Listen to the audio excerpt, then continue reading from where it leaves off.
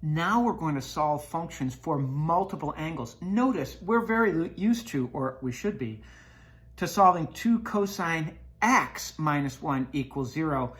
They didn't give us a domain, so I've assumed that it's this unrestricted all real numbers domain.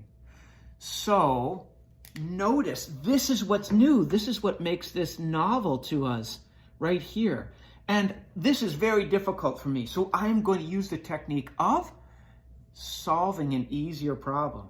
I'm going to say let theta equal 3x.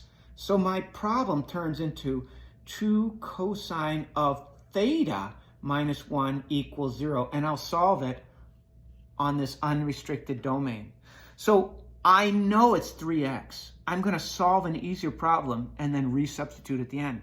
That will be my technique anytime I see a multiple angle. We take cosine of the angle. So I'm recognizing whatever's in parentheses here or whatever's the argument of the cosine is the angle. All right, so now I solve the easier problem. Add 1 to both sides. 2 cosine theta equals 1. Divide both sides by 2. Cosine theta equals 1/2. So we've isolated cosine theta, and now we're asking, where is cosine equal to 1/2? And we're going to solve for this angle theta on this unrestricted domain, A, S, T, C. Remember, cosine is the x. Where is the x positive? To the right in these 2 quadrants. So I know I'm going to have an angle in the first quadrant and an angle in the fourth quadrant. Remember, my triangle must involve the x-axis. So they're telling me cosine, or the x, is 1/2. That forces, if this is a unit circle, this to be positive root 3 over 2 and negative root 3 over 2, which means our reference angles here are going to be pi over 3. So I can say theta is equal to pi over 3 plus 2 pi n, where n is an element of the integers, and theta is equal to, well, if this is pi over 3, I'm looking for this angle in the fourth quadrant almost all the way to 6 pi over 3, but 1 pi over 3 short. So that's 5 pi over 3 plus 2 pi n.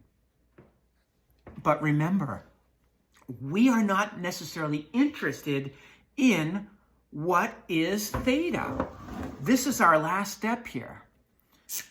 If theta is equal to pi over 3 plus 2 pi n, now we resubstitute because we originally let theta equal 3x. So let's resubstitute.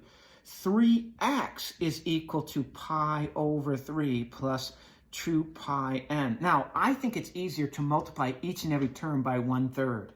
If I multiply each and every term by 1/3, instead of saying divide by 3, I've just seen too many students over the years get problems like this wrong because they just do this last little step wrong.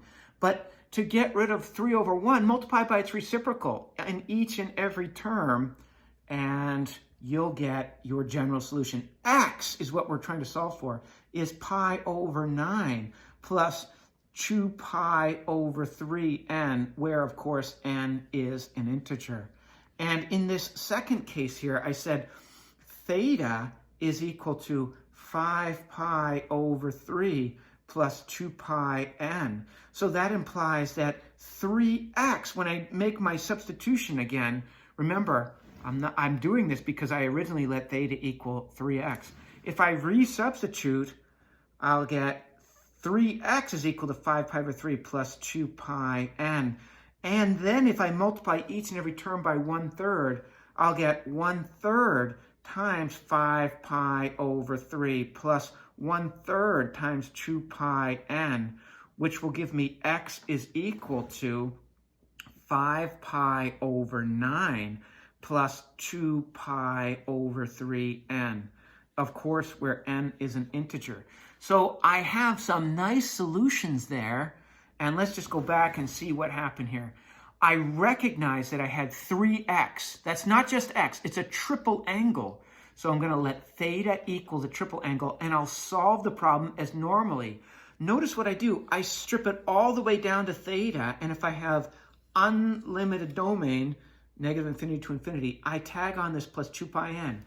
And now, last step, well, I didn't want to solve for theta. I wanted to solve for 3x. And I didn't want to solve for theta. I wanted to solve for 3x.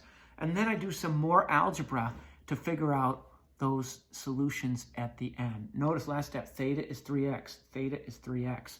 To find out what x is.